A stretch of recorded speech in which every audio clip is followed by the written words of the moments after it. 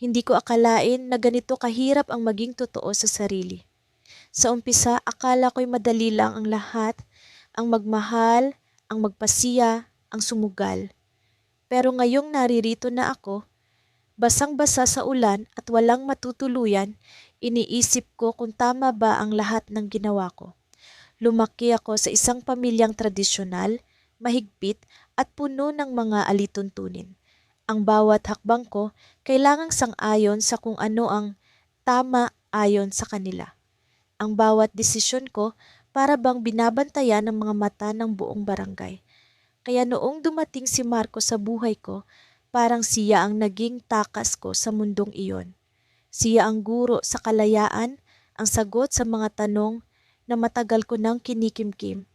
Ngunit may isang problema, may asawa na siya. Gabi iyon nang una akong makilala si Marco. May pa-dinner ang kumpanya kung saan ako nagtatrabaho at siya ang guest speaker. May kakaiba sa kanyang ngiti, sa paraan ng pagsasalita niya, sa kung paano niya ako tinignan. Para bang hindi lang ako basta tao sa mata niya. Para bang may nakita siya sa akin na hindi ko pa nakikita sa sarili ko. Isang bagay na matagal ko nang hinahanap. Hindi ko alam kung paano nag-umpisa ang lahat. Sa una, kaibigan lang kami. Madalas kaming mag-usap tungkol sa buhay, sa mga pangarap, sa mga bagay na hindi ko kayang sabihin sa iba. Pero habang tumatagal, alam kong iba na ang nararamdaman ko para sa kanya. At mas masakit, alam kong hindi lang ako ang nag-iisang nakakaramdam nito. Alam kong may asawa siya, pero sa tuwing magkasama kami, parang wala nang iba. Parang kami lang ang nasa mundo. Sinubukan kong pigilan, sinubukan kong iwasan siya. Pero paano mo pipigilan ang isang bagay na parang itinakda? Paano mo tatakasan ang isang bagay na sa tingin mo'y ikaw ang lumilikha? Hanggang sa dumating ang gabing iyon. Ang gabi kung kailan lahat ng takot ko ay nawala at ang buong mundo ay tumigil. Magkausap kami sa telepono habang nasa sasakyan siya papunta sa bahay nila.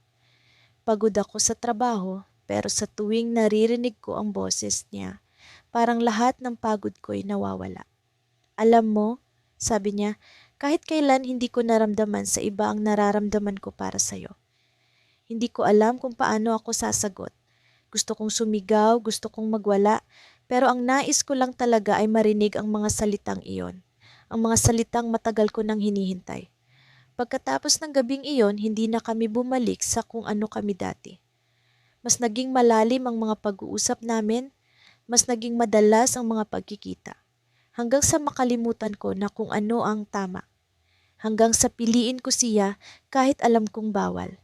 Ang unang beses na nalaman ng nanay ko ang tungkol sa amin para akong pinagsakluban ng langit at lupa. Umuwi ako ng bahay ng hating gabi pagkatapos naming magkita ni Marco. Nakaupo siya sa sala, tahimik, pero alam kong may kung anong bumabagabag sa kanya. Sino yung nakita kong kasama mo kanina? Tanong niya, malamig ang boses, hindi ko alam kung paano sagutin. Kaibigan, sagot ko, pero alam kong hindi siya naniniwala. Simula noon, naging malapit na ako sa pagiging preso sa sarili kong bahay. Ang bawat galaw ko, binabantayan. Ang bawat tawag ko, hinihingian ng paliwanag. Hindi ko alam kung paano ako nakatagal, pero ang alam ko, hindi ko kayang bitawan si Marco. Hindi ko kayang itapon ang kaligayahang natagpuan ko sa kanya. Kahit pa ang kapalit nito ay ang galit ng buong mundo. Hanggang sa sumabog ang lahat. Isang hapon, dumating ang asawa ni Marco sa bahay namin. Hindi ko alam kung paano niya nalaman, pero naroon siya, nakatayo sa harap ng pintuan, hawak ang litrato naming dalawa. Ano to? Tanong niya, nanginginig ang boses. Hindi ako makagalaw. Para akong naging estatwa, hindi makapagsalita, hindi makapagpaliwanag. Nalaman ng buong barangay ang tungkol sa amin. Ang bawat kapitbahay, ang bawat kaibigan, lahat sila may opinyon tungkol sa kung sino ako. Ang babaeng walang hiya, ang babaeng sumira sa pamilya, ang babaeng pinalayas dahil sa maling relasyon. Oo, pinalayas ako. Hindi ko malilimutan ang araw na iyon. Umuwi ako galing trabaho, pagod, gutom, pero ang bumungad sa akin ay ang mga maleta ko sa labas ng pintuan. Hindi ka na namin kailangan dito, sabi ng tatay ko, hindi man lang ako tinignan sa mata. Ang nanay ko umiiyak pero hindi siya nagsalita. Walang nagtanong kung okay lang ako. Walang nagtanong kung saan ako pupunta. Sa kanila, sapat na ang malaman na wala na akong lugar sa bahay na iyon. Ngayon, narito ako, nakatayo sa harap ng isang motel. Hindi ko alam kung saan ako pupunta, kung ano ang gagawin ko. Pero isang bagay ang sigurado, sa kabila ng lahat ng sakit, ng lahat ng galit, ng lahat ng paghusga, ang puso ko'y nananatiling para kay Marco. Bumukas ang pinto ng motel at nakita ko siya. Naroon siya, naghihintay sa akin, hawak ang susi ng kwarto. Sigurado ka ba? Tanong niya. Mahina ang boses, parang may alinlangan. Hindi ako sumagot. Lumapit lang ako sa kanya, hawak ang mga mata niya, ang mga kamay niya. Pero bago pa man ako makapasok sa kwarto, narinig ko ang isang sigaw mula sa likuran. Isang boses na pamilyar, isang boses na nagpapakulo ng dugo ko. Bakit ka nandito, Marco? Tumigil ang mundo. Tumigil ang paghinga ko. Tumigil ang lahat. Sa likod namin, naroon ang asawa ni Marco. Ang mga mata niya, puno ng galit, puno ng sakit, puno ng tanong. At sa sandaling iyon, alam ko, hindi pa rito nagtatapos ang kwento ko. Pagkalipas ng ilang araw mula nang palayasin ako, pakiramdam ko'y nilamon ako ng mundo. Ang bawat hakbang ko sa lansangan ay tila binabantayan ng mga matang puno ng panghuhusga. Parang bawat bulong ng hangin ay mga salitang bumabatikos sa akin. Masahol, walang hiya, makasarili. Hindi ko magawang tumingin ng diretso sa salamin dahil sa bigat ng aking konsensya. Ngunit alam kong wala akong pagsisisihan. Pinili ko siya at handa akong harapin ang anumang kapalit. Sa kabila ng lahat, hindi ko pa rin magawang kalimutan ang huling tingin ni Mama sa akin. Ang sakit na naramdaman ko noong isinara niya ang pintuan ng bahay namin, ang pintuan na naging kanlungan ko mula pagkabata, ay tila sugat na hindi maghilom. Hindi ka namin pinalaki para maging ganito, ang huling sinabi niya bago ako tuluyang itinaboy. Alam kong mali sa mata nila ang pagmamahal ko, pero paano ko pipigilan ang puso ko? Hindi ko magagawang baliwalain ang damdamin ko para sa taong naging ilaw sa madilim kong mundo. Si Enrico ang dahilan kung bakit natutunan kong muling ngumiti. Sa kabila ng lahat ng kasalanang ibinibintang sa kanya, siya ang nagbigay sa akin ng lakas para bumangon mula sa pagkakabasag ng puso ko. Oo, siya'y may anak sa pagkadalaga ng una niyang nakarelasyon. At oo, hindi siya tanggap ng pamilya ko dahil sa kanyang nakaraan. Pero sino ba ang perpekto? Sino ba ang may karapatang humusga kung sino ang karapat-dapat mahalin? Ngunit sa bawat yakap niya, sa bawat pangakong binitawan niya na hinding-hindi niya ako iiwan, may bahagi ng puso ko ang natatakot. Sa gabi-gabi naming pag-uusap sa loob ng isang maliit na kwarto na tinutuluyan namin ngayon, napapaisip ako kung tama ba ang ginawa ko. Hindi ko mapigilang itanong sa sarili ko kung paano ko hinarap ang pamilya ko ng ganito kalakas. Pero bakit parang unti-unti akong binibigyan ng lamat ng mga sinabi nila? Isang gabi, habang nakaupo kami ni Enrico sa papag, tahimik niyang tinanong, "May balak ka bang bumalik sa kanila?" Hindi ko alam kung bakit, pero may kirot ang tanong na iyon. Hindi ko alam kung takot ba siyang iwan ko siya, o gusto lang niyang malaman kung may pag-asa pa akong maayos ang relasyon ko sa pamilya ko. Hindi ko alam, sagot ko habang iniwas ang tingin. Pero alam kong hindi nila ako matatanggap kahit anong gawin ko. Tumahimik siya, ngunit may kakaiba sa kilos niya. Parang may gustong sabihin pero pinipigilan niya. Napansin ko ang pagdiin ng mga daliri niya sa gilid ng papag, ang bigat ng kanyang paghinga. Hindi ko kaya ang katahimikang iyon, kaya tinanong ko siya, "Bakit? May problema ba?" Dahan-dahan niyang iniangat ang mukha niya. "Mahal kita," sabi niya, "pero may bagay akong hindi pa nasasabi. Baka ito ang maging dahilan para tuluyan kang mawala sa akin. Tumayo ang mga balahibo ko. Ano yon, Enrico? Tanong ko, pilit na iniintindi ang bigat ng boses niya. Ramdam ko ang panginginig ng kanyang kamay nang hawakan niya ang mga palad ko. Huwag kang magalit, pero kailangan mong malaman. Ang bawat segundo bago siya magsalita ay parang isang siglo. Ang una kong anak, simula niya, hindi ko sinasadyang iwan siya. Huminga siya ng malalim, parang nilulunod ang sarili sa bigat ng alaala.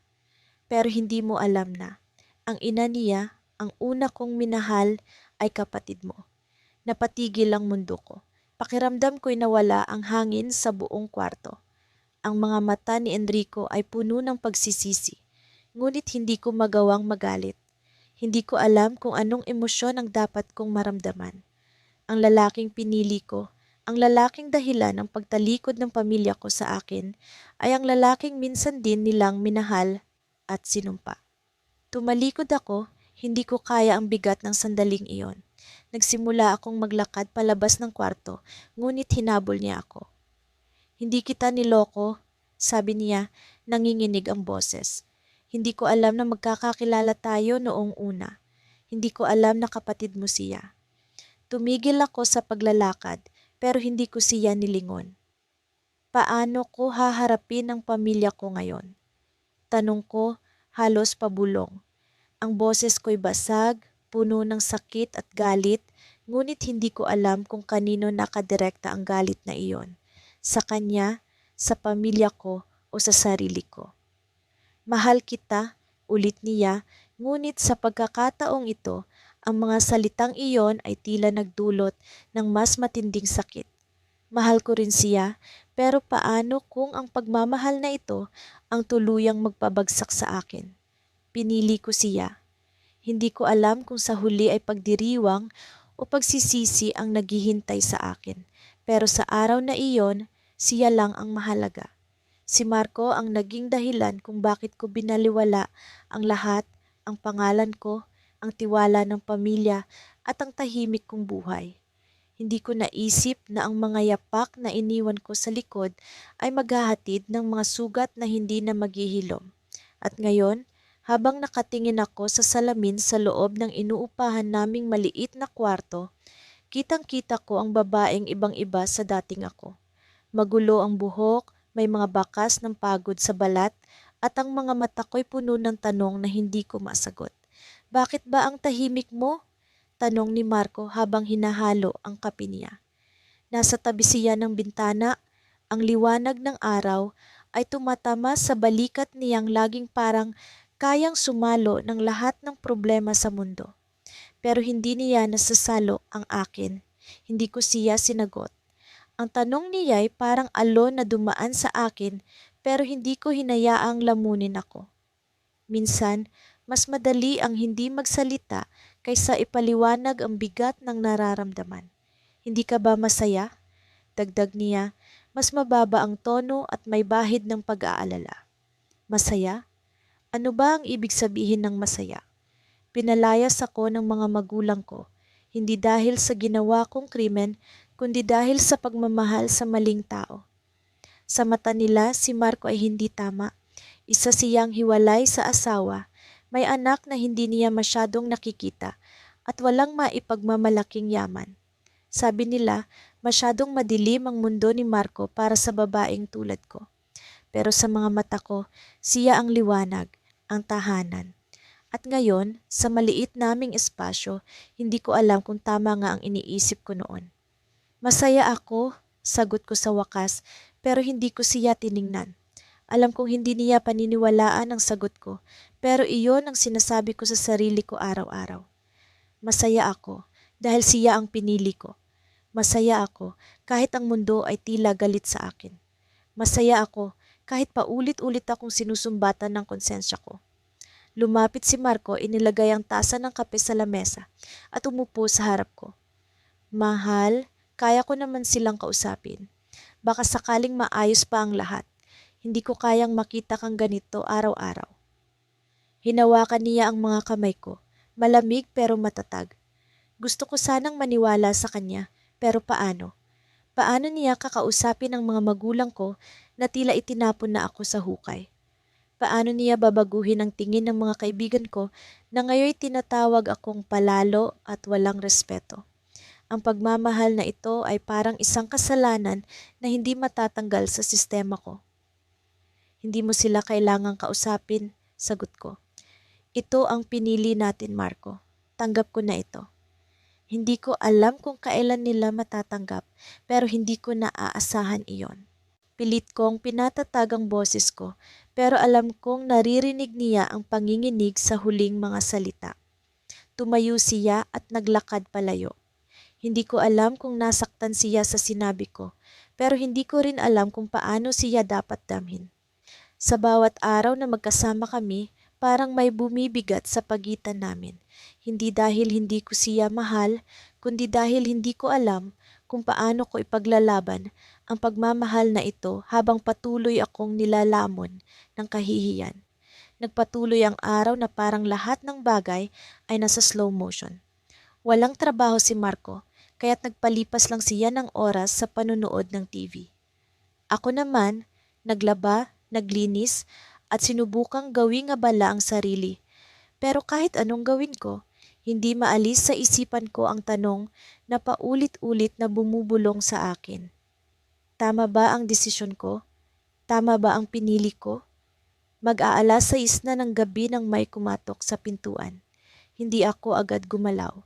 Sino ang bibisita sa amin? Wala kaming mga kapitbahay na malapit ang loob sa amin. Nagulat ako nang tumayo si Marco para buksan ang pinto. Ako na, sabi niya, tila may kaba rin sa boses.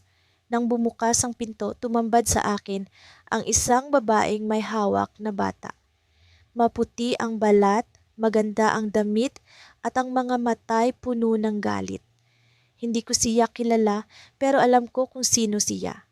Hindi ko na kailangang magtanong. Ang eksena sa harap ko ay parang isang pelikula na biglang bumagsak sa akin ng walang babala. Marco, ano ito? Bakit mo iniwan ang anak mo para sa babaeng yan? Diretsahang tanong ng babae, ang boses niya ay puno ng hinanakit. Ang bata sa tabi niya ay walang kamalay-malay, pero ang tahimik nitong mukha ay parang salamin ng lahat ng kasalanang ginawa namin. Hindi makasagot si Marco. Ako, hindi ko rin alam kung ano ang sasabihin.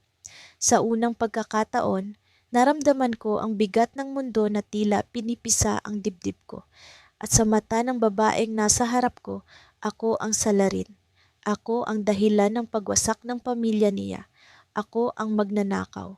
Lumapit siya sa akin, bigla at walang babala. Ikaw ba ang dahilan kung bakit iniwan niya kami? Ikaw ba ang dahilan kung bakit ang anak ko ay lumaking walang ama? Hindi ko na napigilan ang pag-agos ng luha ko. Hindi ko alam kung paano sagutin ang tanong niya, pero bago pa ako makapagsalita, bumaling siya kay Marco. Hindi ka ama, isa kang duwag, at ikaw, sabay tingin sa akin, isa kang babae na walang respeto sa sarili. Tandaan mo, balang araw, ikaw rin ang iiwan niya. Pagkatapos noon, tumalikod siya at umalis, hawak ang kamay ng maliit na bata. Tahimik si Marco, tahimik ako, pero ang puso ko'y tila sumisigaw sa sakit. Sa sandaling iyon, alam kong may nagbago. Hindi ko alam kung kaya ko pa siyang ipaglaban. At ang mas masakit, hindi ko alam kung may natitira pa sa amin na ipaglalaban. Ang dilim ng gabi ay parang alon na lumulunod sa akin habang naglalakad ako sa makipot na kalsada. Ang mga hakbang ko'y mabibigat, parang may tanikala sa aking mga paa. Ang malamig na hangin ay tila nananampal sa aking mukha, nagpapalala sa kirot na bumubulwak sa loob ko. Sa bawat tunog ng aking sapato sa basang semento, nararamdaman ko ang bigat ng mga salitang binitiwan ni Mama kanina. Wala ka nang babalikan dito, Melissa. Hindi ka na namin anak. Hindi ko alam kung paano ko natanggap ang mga salitang iyon. Parang sinaksak ako ng paulit-ulit, hindi sa katawan, kundi sa kaluluwa. Ang bahay na iyon, na dating tanggulan ko sa lahat ng laban ay bigla na lang naging banyaga. Ang mga dingding na dati ay nagbigay ng init sa akin, ngayon ay napakalamig, parang yelo. Pinili ko si Adrian. Alam kong mali, pero hindi ko kayang pigilan ang sarili ko. Sa unang pagkakataon sa buhay ko, naramdaman kong may nagmamahal sa akin ng buo. Hindi dahil sa kung sino ako sa mata ng lipunan, kundi dahil sa kung sino ako bilang tao. Siya ang taong nagbigay liwanag sa madilim kong mundo, pero siya rin ang naging dahilan kung bakit ako nawala sa sarili kong tahanan. Si Adrian ay may asawa. Alam ko iyon mula pa noong una. Pero ang puso ko ay bulag at bingi sa mga babala. Ang mga yakap niya, ang mga bulong ng pagmamahal, ang mga pangakong kahit kailan hindi niya kayang tuparin, lahat ng iyon ay naging droga sa akin. Hindi ko na inalam kung sino ang nasasaktan. Ang mahalaga lang sa akin noon ay ang nararamdaman ko. Tumigil ako sa paglalakad nang maramdaman ko ang init ng mga ilaw mula sa isang karenderya sa gilid ng kalsada. Gutom na gutom ako, pero higit pa roon, pagod na pagod ako sa pag-iisip. Pumasok ako at naupo sa pinakamalapit na mesa. Isang matandang babae ang lumapit upang kunin ang aking order. Tiningnan niya ako mula ulo hanggang paa at alam kong may tanong siya sa kanyang isip, pero hindi niya iyon tinanong. Siguro'y naawa siya sa itsura ko, ang gusot kong damit, ang namumugto kong mata, ang panginginig ng aking mga kamay. Gulay lang po, mahina akong sabi. Kahit ano, basta mura. Hindi siya sumagot, pero umalis upang ihanda ang aking pagkain. Napansin ko ang isang pamilya sa kabilang mesa. Ang mag-asawa ay nagtatawanan, habang ang kanilang anak na mga 3 taon pa lang ay abala sa paglalaro ng kutsara. Ang saya nila'y parang palaso sa puso ko. Pinaalala nito ang mga gabing kumpleto pa kami sa bahay, ang mga hapunan na puno ng tawanan, ang mga kwento ni Papa tungkol sa kanyang trabaho, ang mga sermon ni Mama kapag hindi kami tumutulong magligpit. Paano ko nawala ang lahat ng iyon? Dahil ba sa pagmamahal ko kay Adrian? O dahil sa kawalan ko ng lakas na labanan ang tukso? Dumating ang aking pagkain. Ang amoy nito'y parang yakap ng ina, nakakapagpaginhawa kahit papaano. Kumain ako ng tahimik habang tinutukso ako ng mga gunita. Naalala ko ang gabi kung kailan ako nahuli ni Mama. Akala ko'y nasa trabaho siya, pero umuwi siya ng mas maaga kaysa sa inaasahan. Nakita niya kami ni Adrian sa sala, magkahawak kamay, nag-uusap tungkol sa aming mga pangarap na hindi kailanman magkakatotoo. Ang galit sa kanyang mga mata ay parang apoy na handang lumamon sa akin. Walang hiya ka, ang kapal ng mukha mong dalhin ang lalaking ito dito sa bahay natin. Sigaw niya habang kinakaladkad ako palayo kay Adrian. Alam mong mali, alam mong bawal, pero ginawa mo pa rin.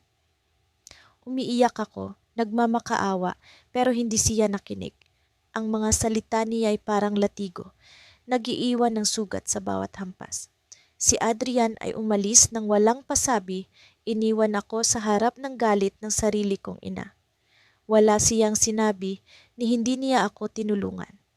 Doon ko lang napagtanto na ang taong pinili ko ay hindi kailanman handang ipaglaban ako. Natapos ko ang pagkain, pero ang bigat sa aking dibdib ay hindi nawala.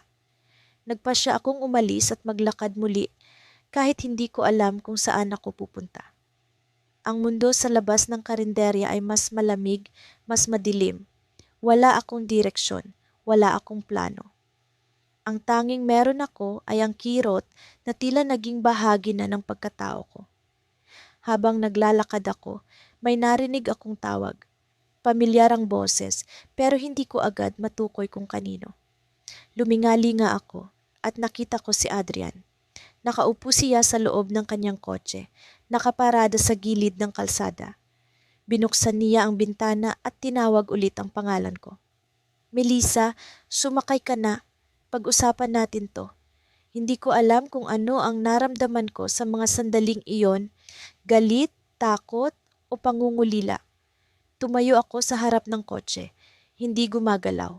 Tiningnan ko siya, sinusuri ang kanyang mukha, ang kanyang mata, ang kanyang ekspresyon. Ang tanong sa isip ko, may puwang pa ba siya sa buhay ko? O isa na lang siya sa mga sugat na kailanman hindi na maghihilom? Sa likod ng kanyang kotse, mula sa salamin, nakita ko ang isang anino, isang babae. Nakatingin siya sa akin, matalim ang kanyang tingin, hindi nagtatago. Alam kong siya ang asawa ni Adrian. At sa mga mata niya, nakita ko ang isang bagay na mas malakas kaysa galit, isang pangako. Ang bawat hakbang ko papalayo sa bahay ng mga magulang ko ay parang martilyo sa dibdib ko. Hindi ko naisip na darating ang araw na pinalayas ako. Hindi lang pinalayas kundi itinakwil. Ang sakit ng mga salitang binitiwan ni Mama bago niya ako itinulak palabas ng pintuan ay parang latay sa balat na hindi na maghihilom. Isinusumpa kita, Andrea, hindi ka na namin anak. Sigaw niya, ang boses niya puno ng puot na hindi ko pa naririnig sa buong buhay ko. Hindi ko man gustong tumalikod, wala na akong magagawa. Wala nang luhang natira sa akin. Naubos na yata lahat habang nakikipagtalo ako kanina. Si Marco ang pinili ko, ang lalaking sinasabi nilang hindi dapat. Hindi siya perpekto, oo, alam kong marami siyang pagkukulang, pero sa kabila ng lahat, siya ang nagbigay sa akin ng lakas na ipaglaban ang nararamdaman ko. Hindi ko siya pipiliin kung hindi ko nararamdamang totoo ang pagmamahal niya sa akin. Pero sa mata ng pamilya ko, isa siyang halimaw, isang traitor na sumira sa tiwala nila. Ang pamilya ni Marco ay may matagal ng utang sa pamilya namin. Nagsimula ang alitan sa negosyo, pero lumala ito ng akusahan ng papa ko ang tatay ni Marco ng pandaraya. Simula noon, nagkaroon ng malalim na galit ang dalawang pamilya sa isa't isa. At sa gitna ng alitan, doon ko nakilala si Marco. Hindi ko inaasahan ang paglapit niya sa akin. Sa una, puro away ang naging usapan namin. Pinagtanggol niya ang tatay niya at syempre, hindi ko rin hinayaan na bastusin niya ang pamilya ko. Pero sa bawat pagtatalo namin, may kakaibang koneksyon akong nararamdaman. Sa kabila ng galit, naroon ang isang bagay na hindi ko maipaliwanag. Parang may lambing sa pagitan ng mga salitang binibitawan niya. Hanggang sa dumating ang araw na hindi na galit ang tema ng usapan namin. Nagsimula kaming magbukas ng puso, magbahagi ng kung ano ang nasa loob at doon ko natuklasan ang isang Marco na hindi ko inaasahan. Naging lihim ang lahat.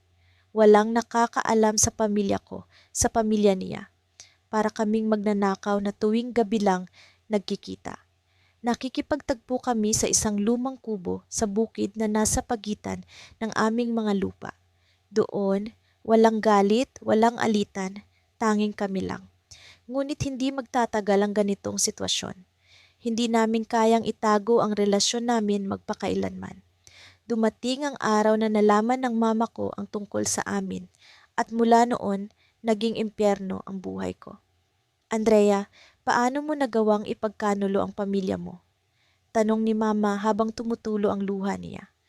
Ang sakit makita siyang ganito, pero mas masakit ang marinig ang mga salitang sinusumbat niya sa akin. Hindi ko ginusto na makasakit, Mama. Mahal ko siya, sagot ko. Pero para sa kanya, ang pagmamahal ko kay Marco ay isang kasalanan na hindi mapapatawad. At ngayon, heto ako, walang matatakbuhan, walang mapupuntahan.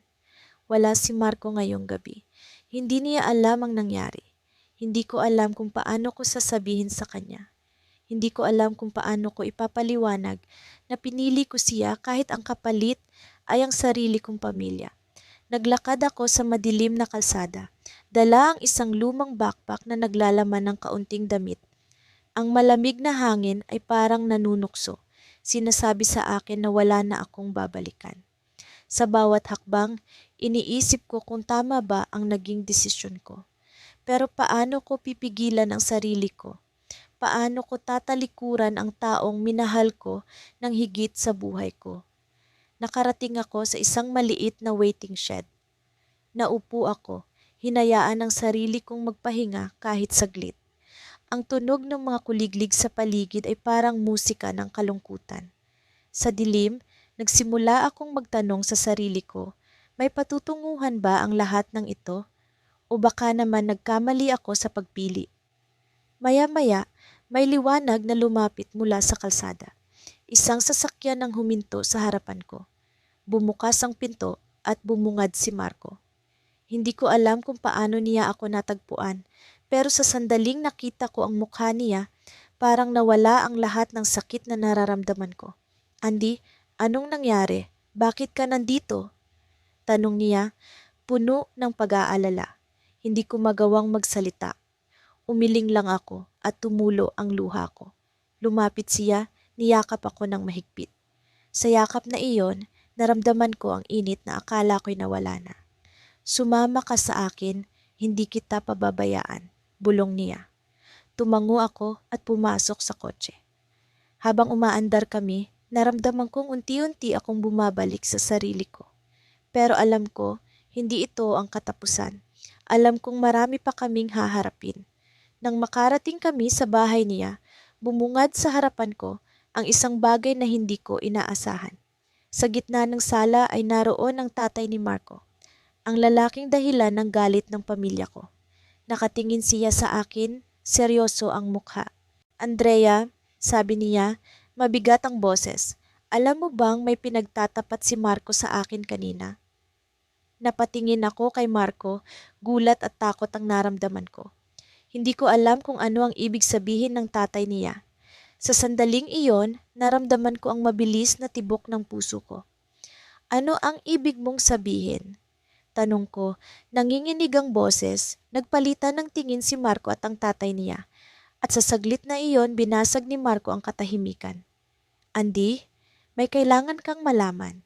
Hindi lang ito tungkol sa pamilya natin. May mas malalim pa akong itinatago. Pagod na pagod ako, pero hindi ko alam kung dahil lang ba sa haba ng nilakad ko o sa bigat ng damdaming dala-dala ko. Ang mga paa ko ay nanginginig habang tinatahak ang madilim na eskinita papunta sa isang apartment na pinaghahatian namin ni Arman. Maliit lang ito, sira-sira ang mga pader at amoy-amag ang hangin. Pero ito ang naging silungan namin mula nang magdesisyon akong talikuran ng lahat para sa kanya. Pagbukas ko ng pinto, nadatnan ko siyang nakaupo sa lamesa, nakayuko, hawak ang cellphone niya. May sigarilyo sa isang kamay niya at ang usok nito ay parang ulap na unti-unting bumalot sa buong silid. Hindi niya ako nilingon pero alam kong naramdaman niya ang presensya ko. Kanina ka pa? Tanong ko habang inaabot ang bag ko at inilapag iyon sa sahig. Hindi naman, sagot niya nang hindi tumitingin. May kung anong bigat sa kanyang boses na nagpatigil sa akin sa paggalaw. Tahimik akong naupo sa sofa. Gusto kong tanungin siya kung anong problema pero natatakot akong marinig ang sagot. Sa relasyon naming ito, palaging may tahimik na unos na nagbabadyang sumabog. Hindi ko alam kung kailan pero alam kong paparating na naman. Ano na naman ang iniisip mo? Lakas loob kong tanong sa wakas. Napatingin siya sa akin at doon ko napansin ang lungkot sa kanyang mga mata. Hindi ito ang Arman na pinaglaban ko at ipinaglaban ko pa rin hanggang ngayon. Ang lalaking nasa harap ko ay tila banyaga, malayo at puno ng mga lihim. May tumawag, maikli niyang sagot. Sino? Misis ko. Nanigas ako sa narinig. Parang may kung anong mabigat na bagay ang bumagsak sa dibdib ko. Ilang buwan na rin mula nang huli kong marinig ang pangalan niya sa aming usapan. Mas pinili naming iwasan ang paksa dahil alam naming walang mabuting maidudulot ito. Pero heto na naman kami, nilalamon ng masalimuot na katotohanan. Anong sabi niya? Tanong ko, pilit nilalabanan ng panginginig ng boses ko. Alam na raw niya kung nasaan ako. May nagsabi sa kanya, halos hindi ako makahinga. Ang mga salitang iyon ay parang kutsilyong unti-unting tumatarak sa aking puso. Hindi ko alam kung anong mas masakit, ang katotohanang nalaman na ng asawa niya ang tungkol sa amin o ang ideyang may ibang nakakaalam na rin ng sikreto naming pinakaiingatan. Anong balak mo? Tanong ko, pilit hinuhubog ang sarili kong tapang. Tumayo siya at tinapon ng upos ng sigarilyo sa basurahan. Kailangan na nating itigil to. Parang nahulog ako sa bangin. Ano yung ibig mong sabihin? Hindi ko na kayang dalhin to, Clara. Napagod na ako. Napagod na rin siya. At higit sa lahat, napagod na ang mga anak ko. Ang mga salita niya ay parang mga dagok sa aking kaluluwa. Lahat ng sakripisyo ko, lahat ng tiniis ko para sa amin, tila nabalewala sa isang iglap. Ang mga alaala namin, ang mga gabing nagtatawanan kami sa maliit na kwarto, ang mga pangarap na binuo namin kahit alam naming imposibleng matupad, lahat iyon ngayoy tila usok na unti-unting nawawala sa hangin. Arman, pinili kita, sambit ko, halos pabulong. Iniwan ko ang pamilya ko para sa'yo. Pinalayas nila ako dahil sa'yo. Ikaw ang mundo ko ngayon. Paano mo naman ako susukuan ng ganito na lang?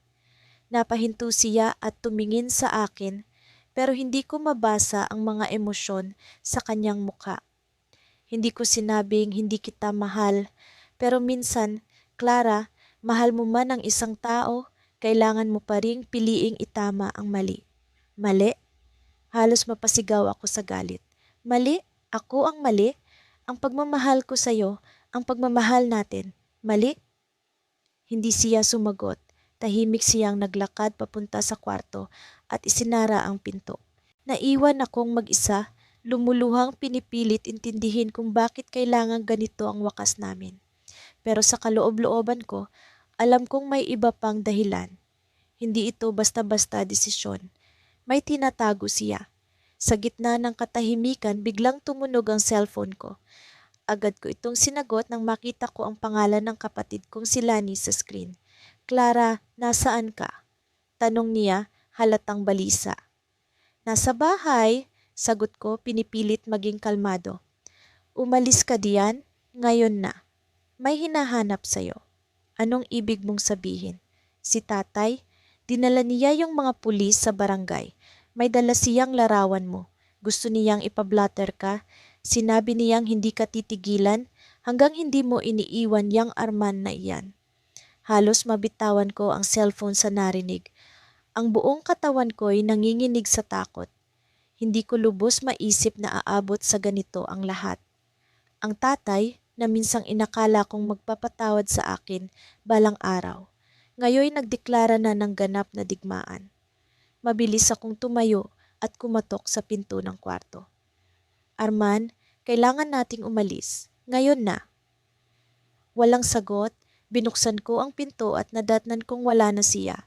Ang bintana sa likod ng kwarto ay nakabukas at may iilang gamit siyang wala na sa dati nitong lugar. Parang pinagsakluban ako ng langit at lupa. Iniwan na niya ako.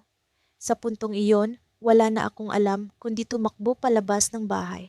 Dala ang bag at ang basag kong puso. Hindi ko alam kung saan ako pupunta. Pero alam kong hindi na ako maaaring manatili roon.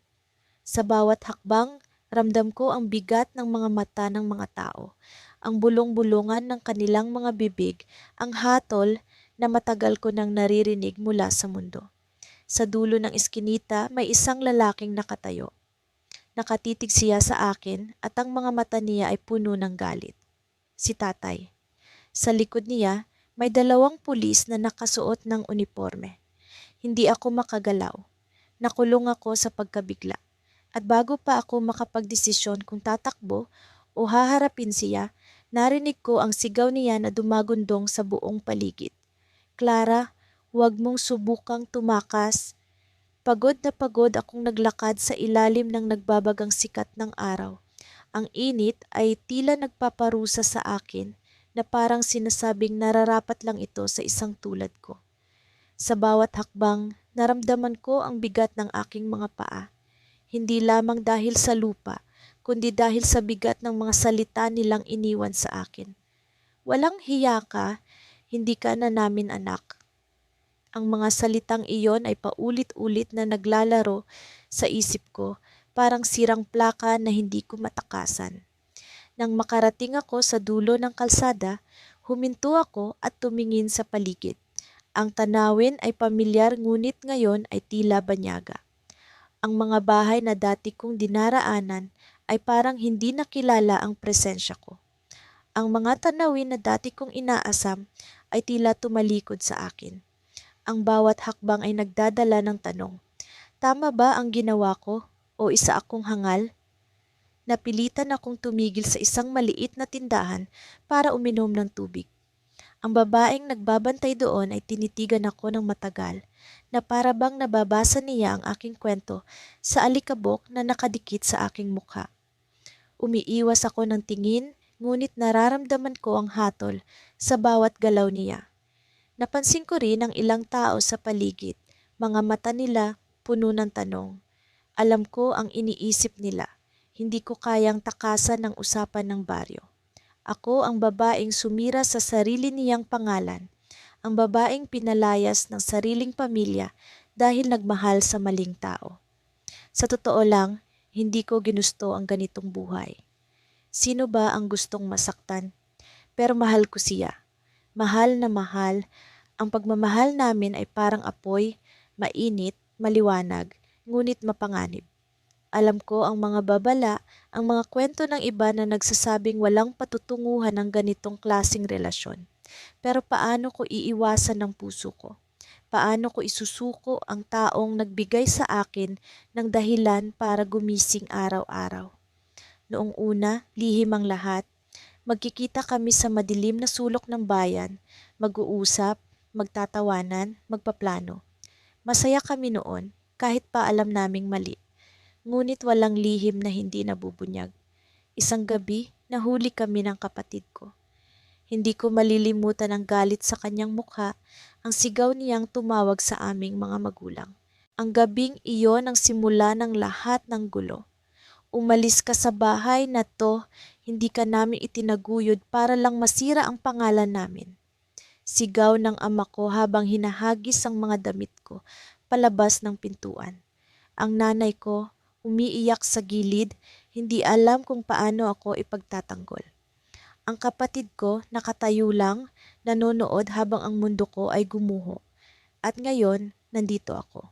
Walang direksyon, walang tahanan. Ang natitira lang sa akin ay ang pagmamahal na pinili ko, ang pagmamahal na siya ring dahilan ng lahat ng ito. Pero nasaan siya? Nasaan ang lalaking sinakripisyo ko ang lahat para sa kanya? Sabi niya, kakayanin natin. Sabi niya, hindi kita iiwan. Pero bakit sa mga oras na ito, mag-isa ako? Hindi ba dapat nandito siya, kasama ko, handang harapin ang mundo? Ang pagmamahal ba namin ay totoo o isa lamang ilusyon na tinakasan na niya? Nagpatuloy ako sa paglalakad kahit pa ang mga paa ko ay tila nagmamakaawa ng tumigil. Sa wakas, narating ko ang lumang bahay na aming tagpuan noon. Isang maliit na kubo sa gilid ng ilog kung saan lahat ng pangarap namin ay binuo. Dahan-dahan akong pumasok. Ang bawat sulok ng bahay ay puno ng alaala. Ang lamesa kung saan kami nag-usap tungkol sa hinaharap. Ang kama kung saan kami nangarap ng mas magandang buhay. Ngunit ngayon, tahimik ang lugar na ito. Walang tao, walang presensya niya. Parang iniwan na rin niya ang lahat. Napansin ko ang isang papel sa lamesa. Dahan-dahan ko itong kinuha, ang mga kamay ko nanginginig. Sa sulat kamay niya, naroon ang mga salitang nagbigay sa akin ng sagot, ngunit hindi ko ginusto ang mga sagot na iyon. Patawarin mo ako, hindi ko kaya. Mahal kita pero hindi ko kayang harapin ang lahat ng ito. Huwag mo akong hanapin, mas mabuti na rin siguro ang ganito. Ang dibdib ko ay parang piniga ng isang hindi nakikitang kamay. Ang mga mata ko bumaha ng luha na hindi ko mapigilan. Siya ang dahilan kung bakit ako pinalayas. Siya ang dahilan kung bakit ako nandito. At ngayon, siya rin ang dahilan kung bakit ako iniwan. Sa huling pagkakataon, tumingin ako sa paligid ng kubo. Narinig ko ang agos ng ilog, ang tunog ng hangin sa mga dahon. Ang tanawin na dati puno ng pangarap, ngayon ay puno ng kirot. Wala na siyang babalikang kubo. Wala na rin akong babalikang tahanan. Lahat ng lugar ay tila nagiging kulungan. Ngunit sa kabila ng lahat, may nararamdaman akong kakaiba. Hindi galit, hindi takot. Isang bagay na hindi ko maipaliwanag. Binitawan ko ang papel at hinayaan itong tangayin ng hangin. Habang nakatayo ako doon, isang tanong ang umusbong sa aking isipan. Paano kung hindi lang siya ang dahilan ng lahat ng ito? Paano kung ako rin ang may kasalanan? At paano kung sa huli hindi ko talaga kilala ang lalaking pinili kong mahalin? Sa labas ng kubo, may narinig akong kaluskos. Mabilis akong lumingon, ang puso ko bumilis ang tibok. Sa dilim ng paligid, may anino akong nakita. Hindi ko alam kung siya iyon o isa na namang bagong simula ng bangungot na hatid ng aking maling desisyon. Ang pagkalampag ng pinto ang gumising sa akin. Hindi ko alam kung gaano nakatagal akong nakatulala sa sulok ng kwarto. Yakap-yakap ang sarili habang pinipigilan ang mga luha. Hindi ko na rin mabilang kung ilang araw na akong ganito. Walang gana kumain, walang lakas bumangon. Sa bawat paghinga, pakiramdam ko'y may mabigat na nakadagan sa dibdib ko. Galit, lungkot, takot, lahat na yata. Pagbukas ng pinto, bumungad si Ate Liza. Ang bigat ng tingin niya, parang sinasaksak ako ng mga mata niya. Hindi siya nagsalita, pero ramdam ko ang kanyang disapproval. Naglakad siya papunta sa mesa, naglagay ng pagkain, at saka tumalikod na parang wala akong halaga. Hindi niya ako tinanong kung kumusta ako. Hindi ko rin naman siya masisisi. Ako ang dahilan kung bakit nagkakawatak-watak ang pamilya namin. Hindi ka ba babangon? Ganyan ka na lang ba habang buhay? Malamig niyang tanong bago lumabas ng kwarto. Tahimik akong napapikit. Gusto kong sumagot, pero ano ang sasabihin ko? Ano ang idadahilan ko sa kanya? Na mahal ko si Jaime, kaya ko ginawa ang lahat ng ito. Na hindi ko kayang bitawan ng taong nagparamdam sa akin kung paano ang tunay na pagmamahal. Hindi iyon sapat para sa kanila. Hindi iyon kailanman magiging sapat para sa mga taong ang nakikita lang ay mali. Si Jaime. Alam kong siya ang dahilan ng lahat ng ito. Ang pagmamahal ko sa kanya ang nagtulak sa akin sa kamalian. Pero hindi ko siya masisisi. Hindi ko rin masisisi ang sarili ko. Sa simula pa lang, alam ko ng komplikado ang lahat. May asawa si Jaime, may pamilya siya. Pero bakit ganoon? Bakit sa kabila ng lahat, siya ang pinili ko? Naalala ko ang unang beses na nagkita kami ni Jaime. Hindi ko siya hinanap, pero parang siya ang dinala sa akin ng pagkakataon. Napakaamo ng nangiti niya, napakagaan ng presensya niya. Sa kanya ko naramdaman ang kalayaan, ang kaligayahang matagal ko nang hinahanap. Sa loob ng ilang buwan, hindi ko na napigilan ang damdamin ko. Sa bawat araw na magkasama kami, mas lalo kong nararamdaman na siya ang gusto kong makasama. Hanggang sa dumating ang araw na hindi ko na kayang itago ang relasyon namin. Nalantad ang lahat ng hindi inaasahan. Ang asawa ni Jaime ang mismong nagpakita sa pamilya ko. Sa harap ng mga magulang ko, ipinamukha niya kung gaano kababa ang naging desisyon ko. Tinawag niya akong kabit. Sinabi niyang sinira ko ang pamilya nila. Hindi ako nakapagsalita. Hindi ko kayang ipagtanggol ang sarili ko. Ang totoo, hindi ko rin alam kung paano sasagutin ang mga paratang niya. Dahil sa isang banda, alam kong totoo ang mga iyon. Pagkatapos ng insidenteng iyon, hindi na ako tinanggap ng pamilya ko. Pinalayas ako ng mga magulang ko. Kahit si Ate Liza na dati kong kakampi sa lahat ng bagay, hindi na rin ako kinakausap. Ang sabi nila, hindi nila kayang tanggapin ang ginawa ko. Masyado raw akong makasarili. Masyado raw akong walang hiya. Wala akong mapuntahan. Wala akong masandalan. Si Jaime ang tanging umalalay sa akin. Pero kahit siya, nararamdaman ko ang bigat ng sitwasyon.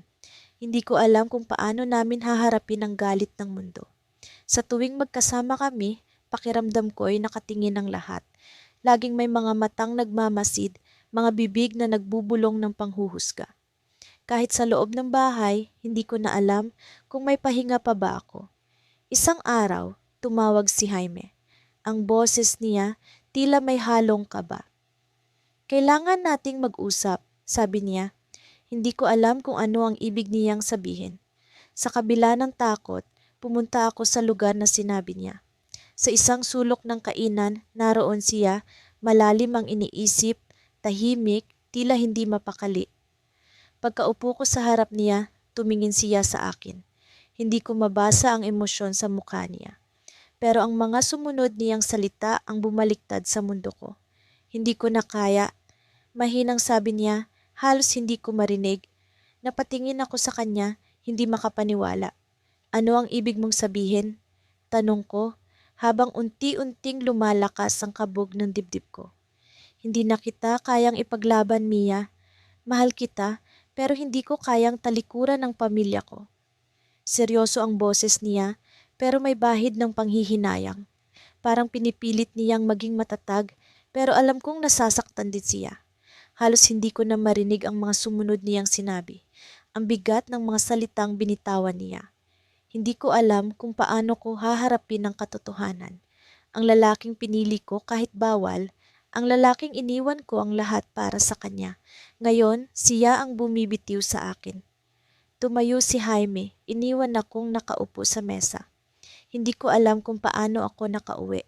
Hindi ko maalala kung paano ako nakarating dito sa kwarto. Pero ang sigurado ako, nag-iisa na naman ako. Iniwan niya ako, tulad ng iniwan ako ng pamilya ko. Lahat sila sinumbatan ako. Lahat sila itinakwil ako. Sa gitna ng katahimikan, narinig ko ang tunog ng telepono ko. Isang mensahe mula kay Jaime. Binuksan ko ito, umaasang may paliwanag, may pag-asa. Ngunit ang nabasa ko ay isang larawan. Larawan ng pamilya niya, nakaakbay siya sa asawa niya, yakap ang mga anak niya. Sa ilalim ng larawan may nakasulat, "Patawarin mo ako." Pinigilan ko ang pag-iyak.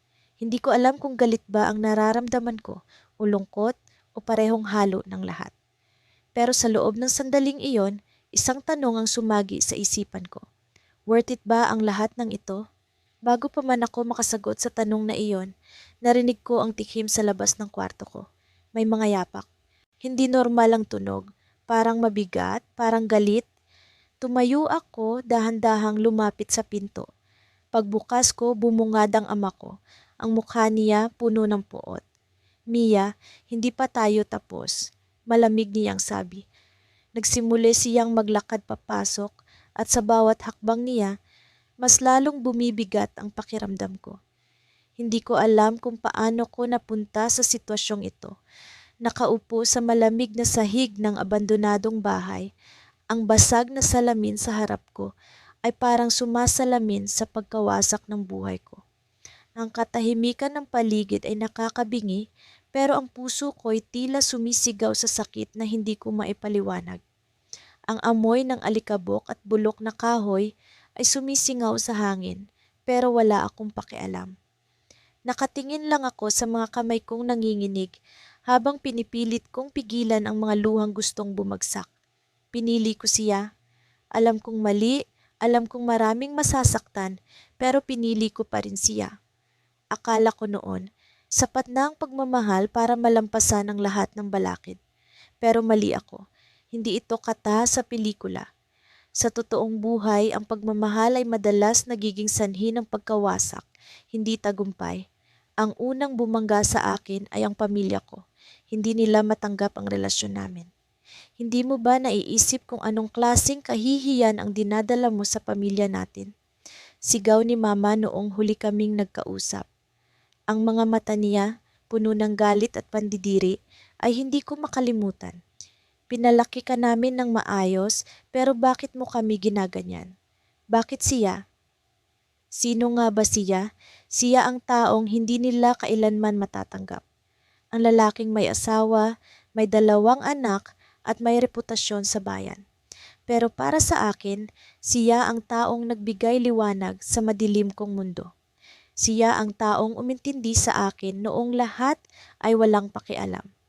Siya ang naging kanlungan ko, ang naging dahilan kung bakit pinili kong sumugal kahit alam kong delikado.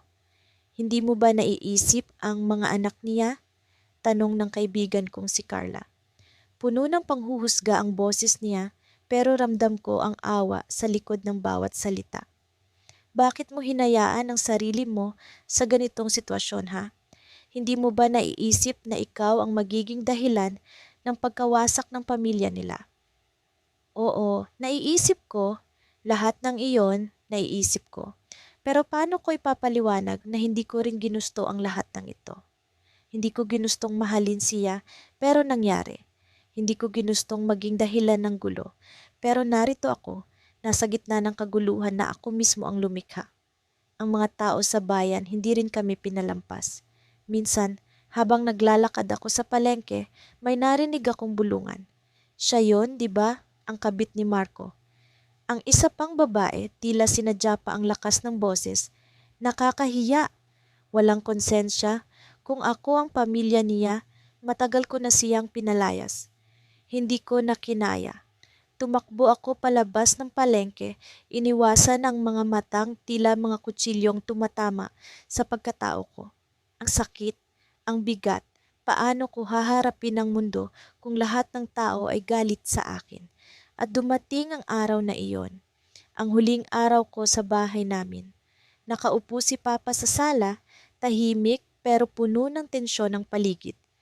Lumapit siya sa akin, mabagal ang hakbang, pero ramdam ko ang bigat ng bawat galaw niya. Wala ka ng lugar dito, anak, malumanay niyang sinabi. Pero ang bawat salita ay parang hampas ng latigo. Kasalanan mo ang lahat, hindi namin kayang tanggapin ang kahihiyang dulot mo sa pamilya natin. Umalis ka na. Napasigaw si Mama mula sa likuran. Umalis ka na at huwag ka nang babalik kahit kailan. At doon ako tuluyang bumigay. Parang lubid na pinuputol, tuluyang naputol ang ugnayan ko sa pamilya ko.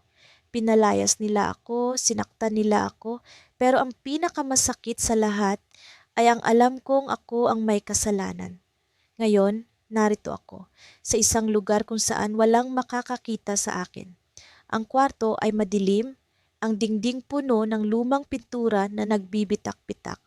Wala akong dala, kundi ang bag na puno ng kaunting damit at ang litrato namin ni Marco, ang taong pinili ko kahit bawal. Sa kabila ng lahat ng sakit, hindi ko maiwasang mangumiti habang tinitingnan ang litrato. Sa kabila ng lahat, siya ang tanging taong nagbigay sa akin ng dahilan para ipaglaban ang sarili ko. Pero isang tunog ang gumising sa akin mula sa pag-iisip. Isang malakas na kalabog mula sa labas ng bahay. Tumingin ako sa bintana pero walang tao. Tumayo ako, dahan-dahan, habang pinipigilan ng kaba sa dibdib. Naglakad ako papunta sa pintuan at marahang binuksan ito. Sa labas, isang sulat ang nakapatong sa basag na paso.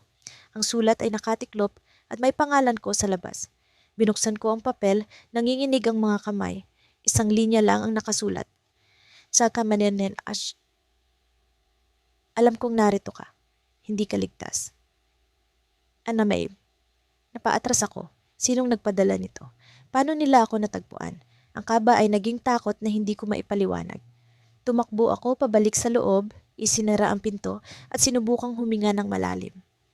Pero paano mo pipigilan ang sarili mong matakot kung ang mismong mundo mo ay tila bumagsak na sa harap mo? Lumubog na ang araw, ngunit parang lalong bumibigat ang hangin sa pagitan namin ni Mama.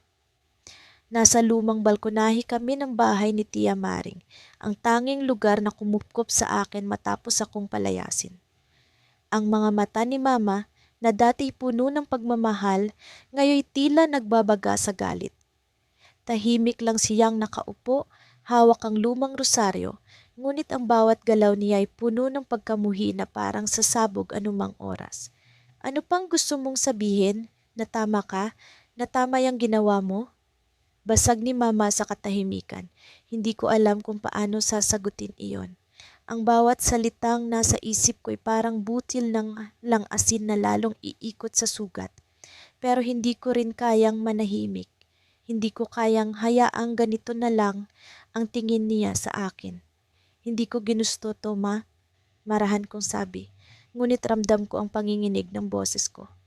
Hindi ko ginusto, pero minahal ko siya. Totoong pagmamahal yon, at pagmamahal, agad niyang putol. Sabay tayo mula sa upuan. Tumayo siya sa harapan ko. Ang anino niya ay humarang sa papalubog na liwanag. Pagmamahal ba ang tawag mo sa pagwasak ng pamilya ng ibang tao? Sa kahihiyan na dinala mo sa pangalan natin? Kung pagmamahal yan, bakit parang kami ang pinakamasakit na nasaktan? Napayuko ako. Ang bawat salita ni Mamay parang latigo sa balat ko. Alam kong may tama siya, alam kong may mali sa ginawa ko. Pero sa sarili ko, sa puso ko, alam kong hindi ko sinadya. Hindi ko sinadya na mahulog sa kanya. Hindi ko sinadya na piliin siya, kahit alam kong bawal. Hindi ko sinasadya ulit ko, mas mahina na. Pero hindi ko rin kayang talikuran ang nararamdaman ko. Hindi ko kayang magpanggap na hindi ko siya mahal. Hindi mo siya mahal, sabi niya, at ang boses niya ay puno ng pait. Ginamit ka lang niya, sinira niya ang buhay mo, at ikaw, hinayaan mo siyang sirain pati buhay namin. Tumingin ako sa kanya. May luhang nagbabanta sa mga mata ko, ngunit pinigilan ko itong bumagsak. Siya lang ang nakakita sa akin, Ma. Siya lang ang nagparamdam na mahalaga ako, na naiintindihan ako. Sa lahat ng tao, siya lang ang nagbigay ng halaga sa akin. Isa kang tanga, malamig niyang sagot.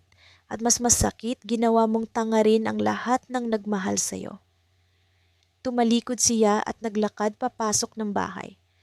Naiwan akong mag-isa sa balkonahe, hawak ang lumang upuan na parang doon ko idinadaan ang bigat ng nararamdaman ko.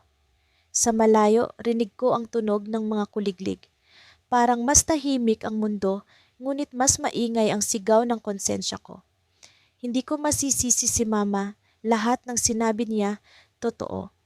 Alam kong mali ang magmahal ng taong hindi akin. Alam kong mali ang makipagrelasyon sa isang lalaking may asawa. Pero bakit ganon? Bakit parang kahit anong gawin ko, siya pa rin ang hinahanap ng puso ko? Bakit kahit alam kong kasalanan, mas pinili ko pa rin siya? Natahimik ako nang biglang may bumusina sa harapan ng bahay. Isang itim na kotse ang huminto at sa sandaling iyon, kinutuban na ako. Kilala ko ang sasakyang iyon. Kilala ko ang taong nasa loob nun. Nagmamadali akong bumaba ng balkonahe at lumapit sa pinto. Binuksan ko ito at tama nga ang hinala ko. Siya iyon, nasa loob siya ng kotse, nakatingin sa akin. Baka sa mukha niya ang pag-aalala, ngunit sa ilalim noon, alam kong may takot rin. Anong ginagawa mo rito? Tanong ko, halos pabulong. Hindi kita kayang iwan, sagot niya. Walang oras na lumipas na hindi kita iniisip. Kailangan kitang makausap, kailangan kitang makita. Umalis ka na, sagot ko, ngunit ang boses ko'y hindi matibay. Kung makita ka nila rito, mas lalo lang lalala ang lahat. Hindi ko sila iniintindi, ikaw ang iniintindi ko. Sagot niya habang bumaba sa kotse. Hinawakan niya ang mga kamay ko at sa sandaling iyon parang bumalik lahat ng dahilan kung bakit siya ang pinili ko. Ang init ng kamay niya, ang tapang ng mga mata niya, ang mga pangakong binulong niya noon, lahat iyon bumalik. Ngunit bago pa man ako makapagsalita, narinig ko ang malalakas na yabag mula sa loob ng bahay. Lumingon ako at nakita ko si Mama kasama si Tia Maring at si Kuya Raul, ang panganay kong kapatid. Pare-pareho silang nakatitig sa amin, puno ng galit at pagkamuhi sa mga mukha nila. Walang hiya ka talaga, sabi ni Kuya Raul. Wala kang hiya sa pamilya namin at pati siya, dinala mo pa rito? Kuya, hindi. Simula ko, ngunit agad niyang sinugod ang lalaki.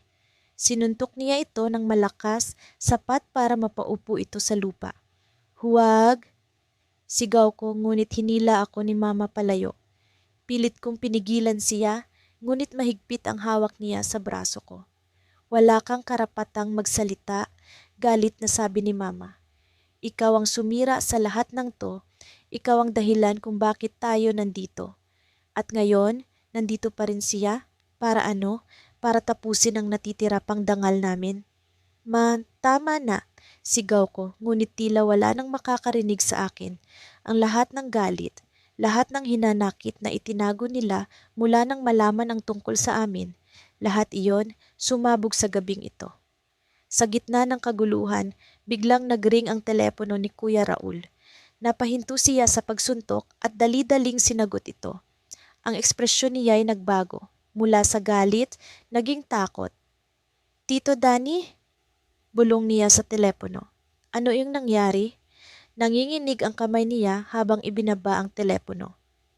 Tumingin siya sa akin at sa sandaling iyon, alam kong may mas malaki pang problema. Ngunit bago ko pa siya tanungin, sinabi niya ang isang bagay na halos nagpahinto sa tibok ng puso ko. Patay na ang asawa niya